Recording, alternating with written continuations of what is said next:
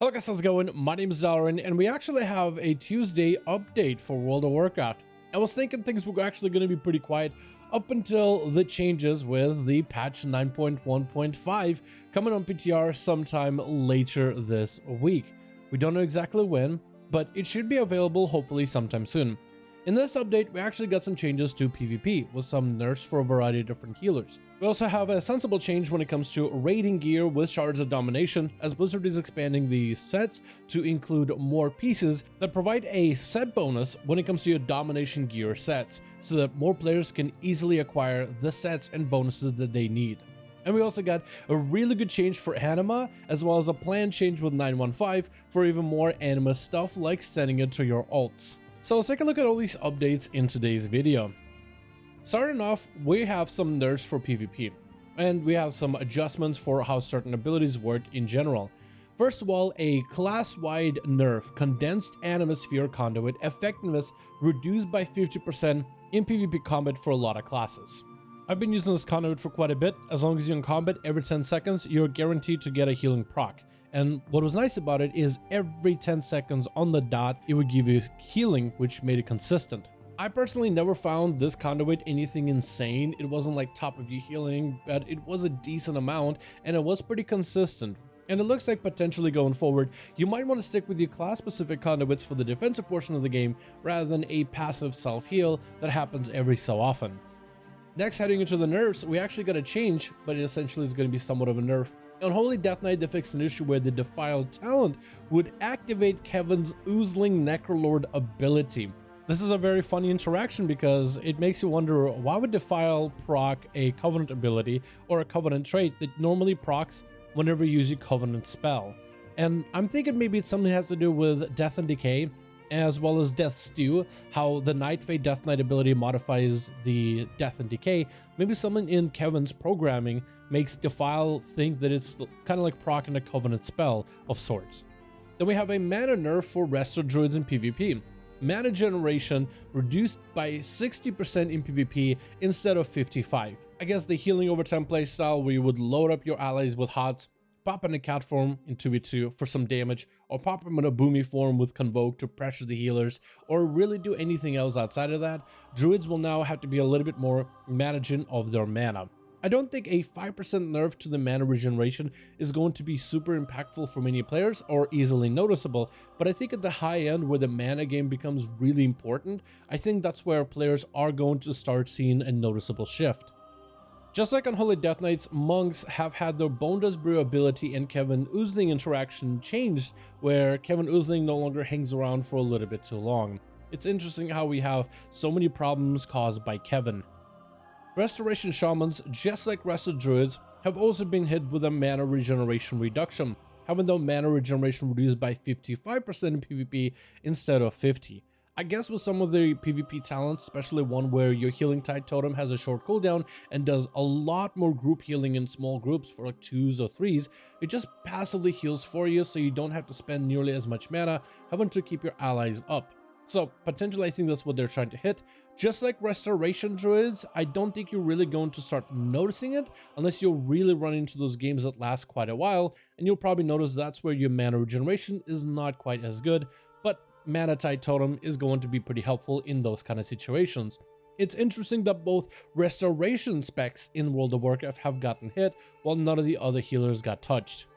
Finally, the Shard of Cure has had its effectiveness reduced by 75% in PvP instead of 50%. So if you're running Shard of Cure on your character, it's now going to be as least effective as it can be, which hopefully will make some of those Domination gear from the raids less of a must-have within PvP. It's also interesting how they haven't really done any nerfs for some of the stronger meta DPS in the game. Players have been asking for nerfs for Windwalker Monks, Arms Warriors, Rogues in general, Beastmaster Hunters, and it looks like so far Blizzard hasn't nerfed them. I am wondering if we'll potentially see some meta shifts going into patch 9.1.5 for some crazy meta changes, particularly in the PvP department. Then we have a change for Sanctum of Domination Shards of Domination gear. With regional restarts, all Domination gear will now activate a gem set bonus, and Sanctum of Domination legs, previously an item that never has had a gem inside of it, is now also going to activate a gem set bonus. For certain armor types like cloth, you're seeing legs, bracers, and belt becoming more active and activating different bonuses. For leather, you have legs, gloves, and boots that are now going to offer bonus. For male gear, it's legs, belt, and boots. For plate, it's legs, bracers, and gloves. What this means is they're not adding more sockets of domination gear into more pieces.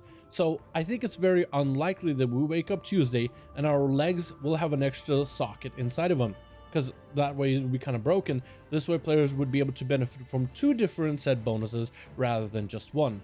What this sounds to me like is wearing legs from the raid, wearing gloves for leather or bracers for plate classes, all those other pieces from the raid will also be able to activate set bonuses. Let's say you've been playing your mage for a while and you want to play the purple gem, the unholy gem set, but you need a helm in order to be able to do so. And for a couple of weeks, maybe you've gotten super unlucky, unable to get the helmet from normal, heroic, and even LFR. And so far, you just want to be able to activate your bonus. You have the gems, you just need the item to activate that bonus. So this allows more items to activate these bonuses just for having a pair of legs, just for having a pair of bracers, just for having gloves. As long as you have gems and that item that activates the bonus, it should allow players an easier time to actually activate these bonuses, since more gear can apply these bonuses. Long story short, more gear from the raids is going to be able to give you opportunity for bonuses as long as you have the right gem slotted in your raid gear. Finally, we have some much needed Anima buffs. Normally there is a 35,000 cap for Anima, but you might have noticed recently, if you were to mouse over your Anima currency, that cap has been increased to 200,000. Why does Anima have a cap in the first place? That is a great question. But it looks like at least Blizzard is giving players more opportunity to store that Anima instead of start having to delete these items out of the bags, as players still hit up Korthia for their dailies and research in order to unlock conduits, in order to unlock better gear that you can just upgrade from the research guy, as well as slaying all the rares and the mobs for transmog and mounts. There's players that are still just receiving a ton of Anima and they're not sure what to do with it. So with this increased cap, now they might be able to empty all their bags into the reservoir and utilize that Anima for something else in the future.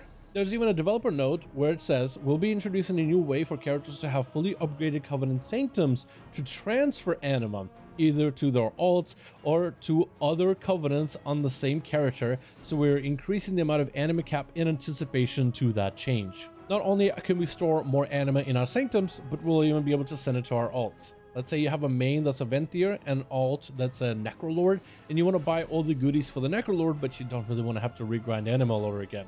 If you're already grinding Korthia on your main and doing some side activities on your alt, now if you just have a bunch of Anima left over, you can just send it over to your alts, which is a really good change. I like this overall. I don't really know why Anima still has a cap, why it's only increased to 200,000 rather than having the cap removed completely.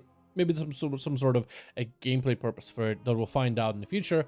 But this is a good change, and I wonder if they'll do any more of that stuff that should be more alt friendly before patch 9.1.5 comes out, because patch 9.1.5 seems to focus on a lot of the alt friendliness stuff, and I wonder if some of those updates could just be made as a hotfix to the current patch. Thank you guys so much for checking out this video. Let me know your thoughts about everything we talked so far, from the class changes to the raid gear changes to the Anima changes. Thank you all so much for watching. Hope you guys enjoyed. Hit me up on Discord, link down below if you want to find it, and I'll see all of you in the next one.